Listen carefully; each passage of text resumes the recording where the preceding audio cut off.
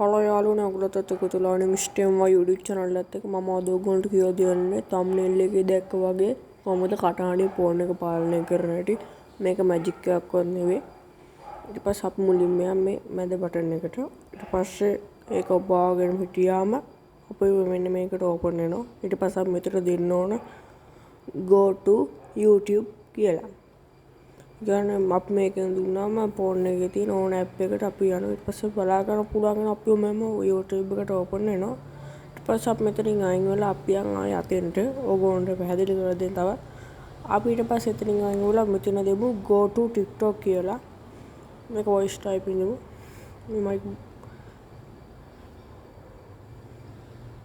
මතක ඇතුව බලලා තියෙන අතුපඩ subscribe button එක click කරගන්න.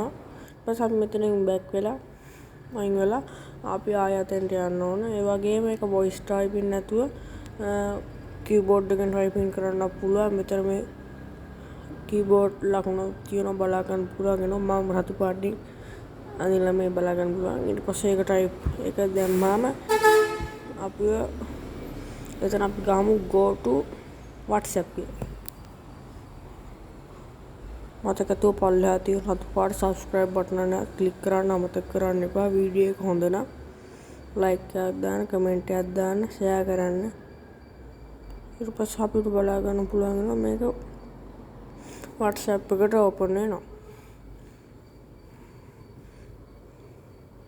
අන්න ඒ වගේ ඕගොල්ලොන්ට වැඩ ලේසි කරගන්න කාර්යබහුල ලෝකයක් හින්දා මේක භාවිතා කරන්න පුළුවන්. දැන් අපිට සතියෙත් හම්බෙමු. ඕගොල්ලන්ට සුබ දවසක්.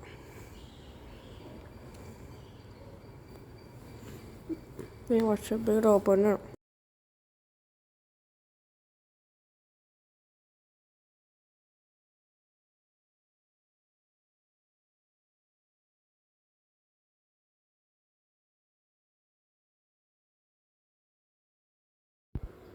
යාළුවනේ මේ මතක ඇතුව වීඩියෝ එක හොඳ නම් like එකක් comment එකක් දාගෙන යන්න.